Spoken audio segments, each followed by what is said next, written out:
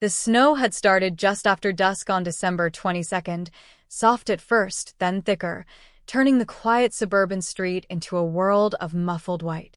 Thomas Ellison stood at the window of his corner office on the 42nd floor, watching the city lights blur below. At 59, he was the CFO of a Fortune 500 company, the kind of man whose name appeared in Forbes lists, but whose face few people outside boardrooms would recognize. His house in the suburbs, an expansive colonial on Maple Street, was empty tonight, as it had been most nights for the past 18 months. His wife Margaret had passed suddenly the previous spring. Heart attack, they said. She'd been gardening, planting the tulip bulbs she loved, and simply hadn't come inside for dinner. Their daughter Claire, 31 now, lived across the country in Seattle with her husband, and two small children Thomas had met only through video calls. Claire had come home for the funeral, stayed a week, then returned west. The calls had grown shorter, the silences longer. Thomas understood. He had spent decades prioritizing quarterly reports over family dinners, international conferences over school plays. He had told himself it was for them, for the college funds, the vacations, the security. But security, he now knew, couldn't fill an empty chair at the table. He turned away from the window. The office Christmas party had ended an hour ago. He'd stayed to sign a few last documents. Now the building was nearly deserted. He gathered his coat and briefcase, nodded to the night security guard, and stepped into the elevator. Outside, the snow was piling up. His driver had the night off, Thomas had insisted, not wanting to keep anyone late so close to the holidays. He climbed into his black Mercedes and eased onto the highway, windshield wipers beating a steady rhythm. Halfway home, the car fishtailed slightly on a patch of ice. Thomas corrected gently, but his mind wandered. He thought of last Christmas, Margaret's final one, how she'd decorated the house alone while he worked late on a merger, how she'd waited up with cocoa and a smile that didn't quite reach her eyes, how he'd promised next year would be different, the promise he'd never kept. He turned onto Maple Street, the familiar row of colonial homes glowing with holiday lights. His own house loomed at the end of the cul-de-sac, dark except for the porch light he'd left on a timer. No tree in the window this year. No wreaths on the doors. He hadn't had the heart. As he slowed to pull into the driveway, his headlights caught something unusual, a small figure on his front steps, huddled against the door. A child, bundled in a purple coat and a striped hat, a backpack beside them. The child looked up, shielding their eyes from the glare. Thomas parked and stepped out, snow crunching under his boots. "Hello," he called gently. "Are you all right?" The child, a girl, maybe 10 years old, stood up. Her cheeks were red from cold, her dark braids dusted with snow. I think I have the wrong house," she said, voice trembling. "I was supposed to go to my aunt's on Maple Street, but all the houses look the same in the snow, and my phone died." Thomas approached slowly. "What's the address?" 124 Maple. "But this says 148. He glanced at his own house number. "You're close, 124 is 4 doors down. But in this weather, that's still too far for you to walk alone. Come inside and warm up. We'll charge your phone and call your aunt." She hesitated, the caution adults teach children warring with the cold. "I'm Thomas," he said. "I live here alone. My wife passed away last year, so it's just me. You'll be safe." Something in his voice, the quiet grief, seemed to reassure her. She nodded and picked up her backpack. Inside, the house felt cavernous and cold despite the thermostat. Thomas hadn't turned on many lights in months. He flicked on the foyer chandelier and led her to the kitchen. "What's your name?" "Isabella. But everyone calls me Izzy." "Hot chocolate, Izzy?" She nodded gratefully. While the milk heated, Thomas plugged her phone into a charger on the counter. It powered on slowly, revealing a lock screen photo of Izzy with a woman who looked like an older version of her and a man in military fatigues. "That's my mom and dad," Izzy said quietly. "Dad's deployed right now. Mom had to work late at the hospital. She's a nurse. So Aunt Carla was supposed to pick me up from my friend's house, but there was a mix-up." Thomas poured the cocoa into a mug Margaret had loved, hand-painted with cardinals. He handed it to Izzy, who wrapped both hands around it. "Your house is really big," she said, looking around the pristine kitchen.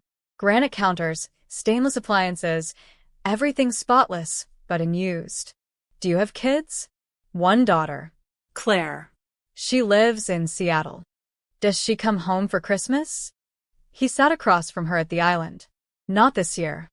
Izzy sipped her cocoa, leaving a small mustache. "My dad says Christmas is when you're supposed to be with the people you love most, even if it's hard." Thomas felt the words land like snowflakes, soft, but accumulating. "Your dad sounds like a wise man." "He is. But he's far away right now. Mom says we have to keep the light on for him." She pointed to the porch light visible through the window. "Like that. So he knows where home is, even when he can't see it." Thomas followed her gaze. The single porch light glowed steadily against the swirling snow. He cleared his throat. "Let's call your aunt." Aunt Carla answered on the second ring, voice frantic with relief. She'd been driving up and down Maple Street searching. Thomas gave directions, and 10 minutes later a minivan pulled into the driveway. Izzy hugged him quickly before running out. "Thank you, Mr. Thomas." Carla thanked him profusely, pressing a tin of homemade cookies into his hands as gratitude. Then the house was quiet again. Thomas stood in the foyer, the tin heavy in his hands. He set it on the counter and walked through the dark rooms.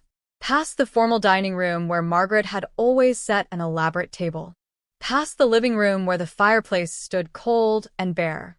In the hallway closet, he found the boxes marked Christmas, Margaret's careful label in her neat handwriting. He carried them downstairs one by one. It took hours. He strung lights on the porch first, then brought in the artificial tree they'd bought after the real ones became too much trouble. He unwrapped each ornament slowly, Claire's baby's first Christmas, the one from their honeymoon in Italy, the clumsy clay star Claire, had made in kindergarten. When the tree was finished, he plugged it in. Multicolored lights reflected off the window, casting patterns on the snow outside. He made a fire, the first since Margaret's passing. The crackle filled the silence. Then he picked up his phone. It was past midnight in Seattle, but he called anyway. Claire answered on the third ring, voice thick with sleep. "Dad? Is everything okay?" "Everything's fine, sweetheart." His own voice surprised him, steady, warm. I put up the tree tonight. The lights are on. I wish you were here to see it." Silence. Then a soft intake of breath. "I wish I was too." "I've been thinking about your mother," he continued. "About how she always kept the light on for us. For me, even when I was too busy to notice. I didn't do that for you, Claire. I was gone too much. I thought success was the same as love. It isn't. Dad. I'm sorry. More sorry than I can ever make up for in one conversation. But I want to try. If you'll let me, I want to be the father you deserved all along, not just the one who paid for things." He heard her crying softly. "I've missed you," she whispered. "I didn't know how to say it. I've missed you every day." They talked until the fire burned low, about her children, his grandchildren, about her job as a graphic designer, about the grief they'd both carried separately. When they hung up, she promised to call again tomorrow. And the day after, Thomas stood at the window again. The snow had stopped. The world lay hushed and new. Every house on Maple Street glowed with holiday lights, but his own burned brightest. He thought of Izzy's words, "Keep the light on so they know where home is." He left every light burning. The tree, the porch, the lamp in the window Margaret had always called the welcome light. The next evening, Christmas Eve, his phone rang again. "Claire. Dad, the kids really want to see snow. And I booked flights. We'll be there tomorrow afternoon." Thomas closed his eyes, tears slipping down his cheeks. "The light's on," he said simply. Sometimes healing begins with a wrong address in a snowstorm. Sometimes it's a child's small voice reminding you what matters. Sometimes it's finally, courageously, turning the lights back on, not just in the house, but in the heart. Thomas Ellison had spent years in the dark.